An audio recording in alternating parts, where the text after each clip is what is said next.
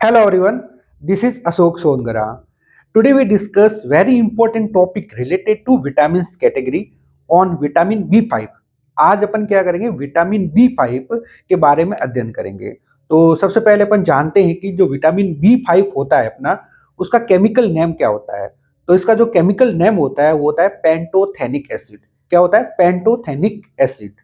अब बात करते हैं कि जो अपना विटामिन B5 होता है वो कौन से टाइप का है। तो टाइप के अंदर देखा जाए तो विटामिन B5 है वो वाटर सोल्यूबल विटामिन कहलाता है। कौन सा? वाटर सोल्यूबल विटामिन कहलाता है। अब बात करते हैं कि जो विटामिन B5 है अपना उसके क्या क्या फंक्शंस है, मीन्स वो किस प्रकार से वर्क करते हैं।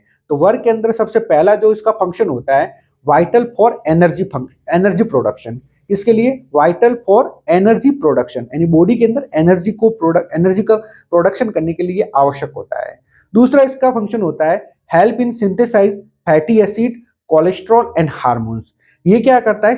हेल्प करता है किसके अंदर? सिंथेसाइज के अंदर फैटी एसिड सिंथेसिस के लिए, हार्मोन्स के लिए और इसके अलावा आपका कोलेस्ट्रॉल के अंदर। तो ये क्या होते हैं? इसके फंक्शंस होते हैं जिसके अंदर ये विटामिन B5 है वो वर्क करता है। अब बात करते हैं कि अपना जो विटामिन B5 होता है उसको उसका कौन कौन से सोर्सेज के अंदर, मतलब कौन कौन से सोर्सेज के अंदर ये अवेलेबल होता है या सोर्सेज के अंदर ये पाया जाता है। तो सबसे पहले अपन देखते हैं कि जो चिकन चिकन होता है या बिफ लीवर होता है उसके अंदर ये पाया जाता है। दूसरा एग्स और मिल्क के अंदर भी पाया जाता है ये। तीसरा आपका वूल ग्रेन्स या लेग्यूम्स जो फलियां होती है उसके अंदर ये पाया जाता है। और चौथा आपका मशरूम जो होते हैं उसी के अंदर ये अवेलेबिलिटी होती है। किसके अंदर?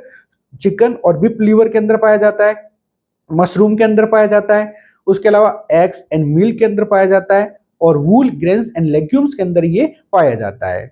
अब बात करते हैं कि जो विटामिन B5 होता है अपना उसकी डेली रिक्वायरमेंट कितनी होती है, मतलब उसको अपन डेली रिक्वायरमेंट कितना दे सकते हैं। तो डेली रिक्वायरमेंट के अंदर 5 मिलीग्राम पर डे, कितना? 5 मिलीग्राम पर डे अपन है, ये मात्रा है वो क्वांटिटी है वो अपन रोज दे सकते हैं। कितनी? 5 मिलीग्राम पर डे।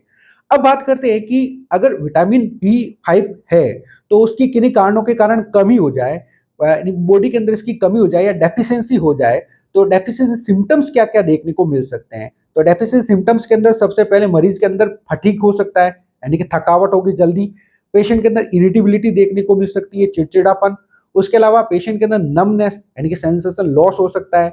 उसके अलावा आपका जो सेंसेशन लॉस हो सकता है और जो बर्निंग सेंसेशन देखने को मिल सकता है हैंड एंड फीट के अंदर। और उसके अलावा पेशेंट के अंदर नोजिया और वॉमिटिंग है ये देखने को मिल सकती है। तो ये क्या होता है? आपका विटामिन B5 है। B5 के बारे में पढ़ने अध्ययन किया। थैंक्स।